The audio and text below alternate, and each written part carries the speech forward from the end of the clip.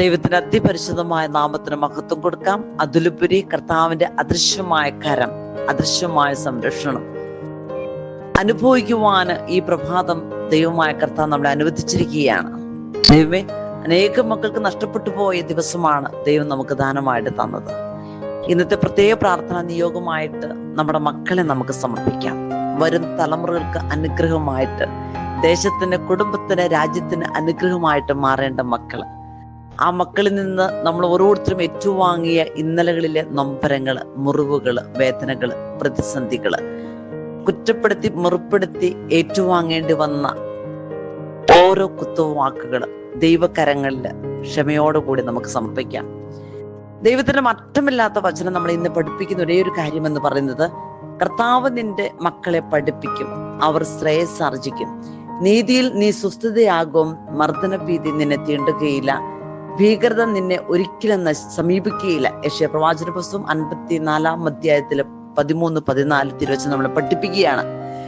ദൈവം പ്രിയപ്പെട്ട മക്കളെ, നമ്മുടെ മക്കളെ പഠിപ്പിക്കുന്ന സമയം, അവരോട് ദൈവം നേരിട്ട് സംസാരിക്കുന്ന സമയം, അവർക്ക് സമാധാനം കൊടുക്കുന്ന സമയം, ദൈവത്തിന്റെ പ്രബുദ്ധത, അറിവ് അവർക്ക് ലഭിക്കുന്ന സമയം. നീതിയിലെ കർത്താവ് നിന്നെ ഉറപ്പിക്കുമെന്ന് പറയുകയാണ്. നീതി കൊണ്ട് നിന്നെ ഉറപ്പിക്കപ്പെടും. നീ അക്രമങ്ങളെയോ ദുരിതങ്ങളെയോ കണ്ട് ഭയപ്പെടേണ്ട ആവശ്യമില്ല.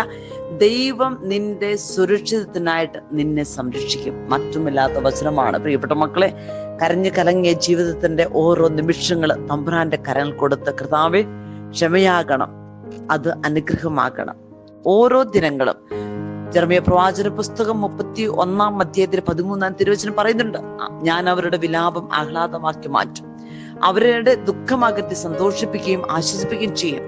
ഇന്നലകളിലെ ദുഃഖങ്ങളിലേക്കല്ല മക്കളെ നമ്മൾ നോക്കേണ്ടത്, മറിച്ച് ഇന്നിന്റെ സന്തോഷം അനുഭവിക്കുവാന്, നിന്നെ ആശ്വസിപ്പിക്കുവാന്, നിന്റെ ദുഃഖമകറ്റി നിന്നെ സമാധാനത്തിലേക്ക്, സന്തോഷത്തിലേക്ക് നയിക്കാൻ കഴിവുള്ള ഒരു ദൈവമായ കരം നമ്മുടെ കൂടെയുണ്ട്. ദൈവത്തിന്റെ ശബ്ദം നമ്മുടെ കൂടെയുണ്ട്. ദൈവത്തിന്റെ വചനം നമ്മുടെ കൂടെയുണ്ട്. ശക്തൻ ആയുധധാരായിട്ട് കൊട്ടാരത്തിന് പുറത്തു നിൽക്കുമ്പോൾ അവന്റെ വസ്തുക്കൾ സുരക്ഷിതമായിരിക്കുന്ന പോലെ കർത്താവ് നമ്മുടെ ജീവിതമാകുന്ന യാത്രയിൽ താങ്ങും തണലുമാണ്. അതുകൊണ്ടാണ് ജെറമ്യാ പ്രവാചന പുസ്തകം 31:16 നമ്മൾ വായിക്കുന്നത്, മക്കളെ കരച്ചിൽ നിർത്തി കണ്ണീർ തുടയ്ക്കും, നിന്റെ യാതനകൾക്ക് ദൈവമായ കർത്താവ് പ്രതിഫലം നൽകും, ശത്രുക്കളുടെ ദേശത്ത് നിന്ന് അവർ തിരികെ വരും, കർത്താവ് അരുളിച്ചെന്നു, നിന്റെ ഭാവി പ്രത്യാശഭരിതമാണ്. കരച്ചിൽ നിർത്തി കണ്ണീർ തുടയ്ക്കേണ്ട സമയമാണ് ദൈവമക്കളെ. നമ്മുടെ ഓരോരുത്തരെ, നമ്മുടെ കരച്ചിലിന്, നമ്മുടെ ഓരോ കാര്യങ്ങൾക്ക്, യാതനകൾക്ക് പ്രതിഫലം നൽകുന്ന ദൈവം നമ്മൾ ഒരിക്കലും കൈവിടുകയില്ല. അമ്മയെ പോലെ ഞാൻ നിന്നെ ആശ്വസിപ്പിക്കും, ജെറുസലേമിൽ വെച്ച് നീ സാന്ത്വനം അനുഭവിക്കും.